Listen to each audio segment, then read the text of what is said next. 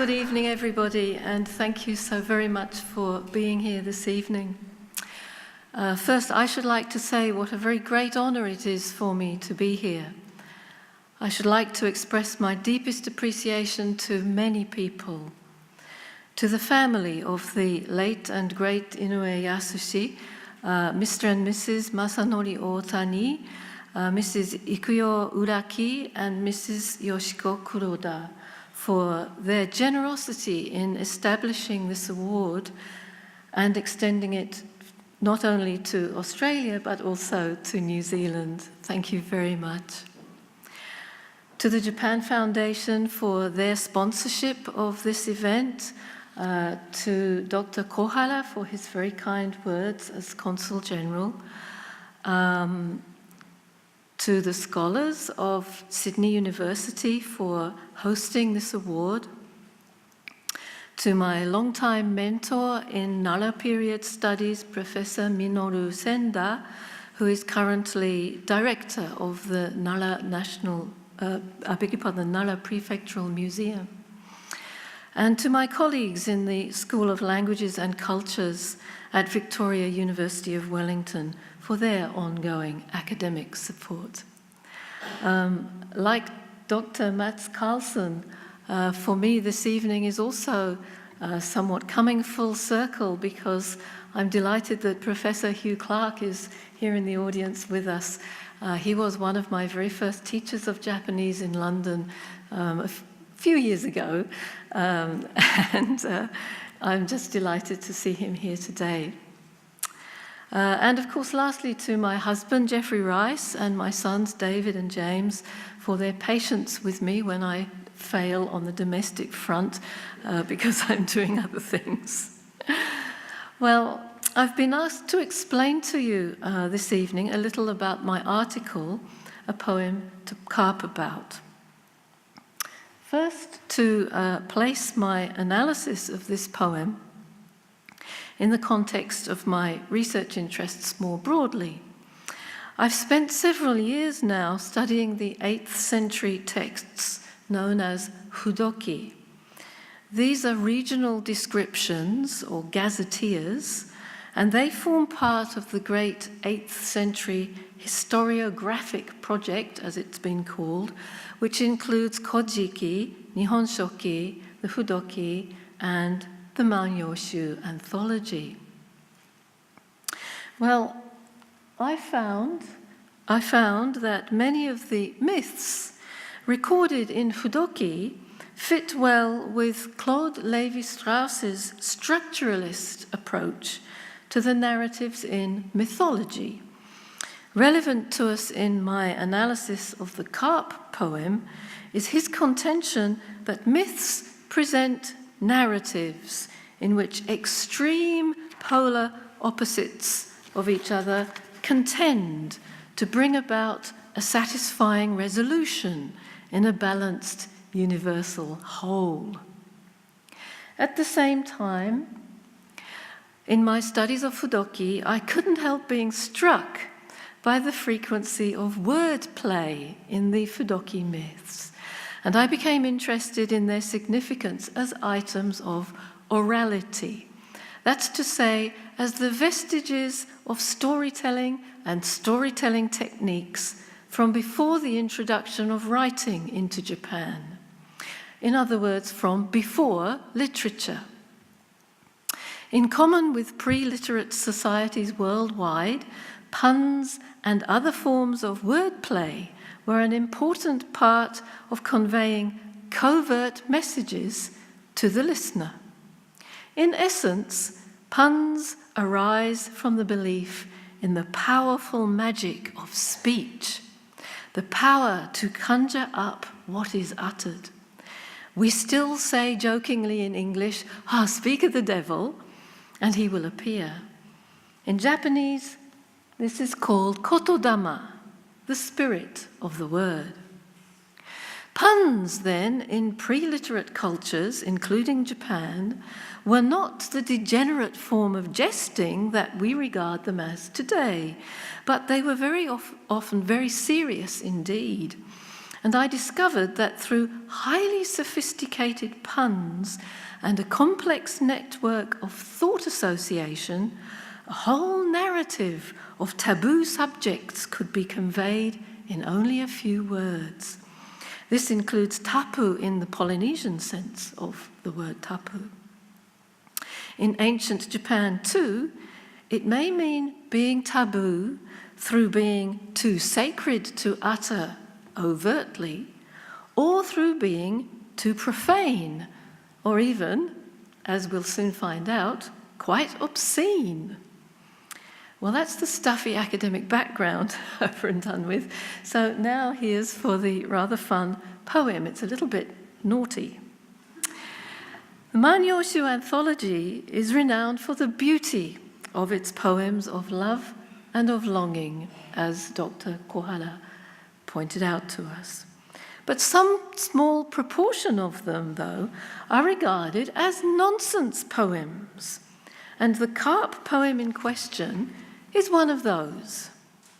It was composed by the court poet Nagano Imiki Okimaro, and he was flourishing around the year 700. One of the functions of the court poets was, of course, to entertain at court. And one of those verbal entertainments seems to have been a game, rather like Whose Line Is It Anyway? A game in which the poet was given a number of words to string together into tanka verse. Part of the challenge was to do so in the order in which the words had been presented. And the more unpoetic the words, the greater was the challenge. So here are the words that poor Okimaro was prescribed. Incense, yes, that's a fine. Pagoda, yes, good. Lavatory. Shit. Silver carp. And female slave. Wow. The poem that Okimaro came up with was this. It has been translated by Edwin Cranston in 1993 like this. He has translated it into 7.5 meter. Here's the heading: a poem about incense, a pagoda, a privy, excrement, crucian carp, and a slave. Don't come near the pagoda. It's been rubbed with fragrant oil, you filthy slave girl. Mouth reeking of the shit carp caught in the stinking river bend. Well, until now, Manyoshu scholars seem to have regarded this as simply a nonsense poem, devoid of any serious meaning. But I would argue that a close look at each of those words and puns on them and thought associations prompted by those puns all tell us a meaningful and socially subversive story. The narrator seems to be Okimaro himself, a male of exceptionally high social standing, being a court poet. Pagoda, of course, connotes one of the most sacred of spaces. And incense was the most expensive of perfumes. So on the surface, this poem starts promisingly with high-class elegance. However, pagoda was used metaphorically for any rising edifice. The word for incense, I argue, is a pun on to stiffen, because in Old Japanese it could be pronounced kori. Incense in ointment form was also rubbed on the hands after visiting the toilet, and therefore links forward to that word. The word rub appears in the poem, added by Okimaro as a link word. But it's also a pun on to moisten, and either way, it's a bit suggestive.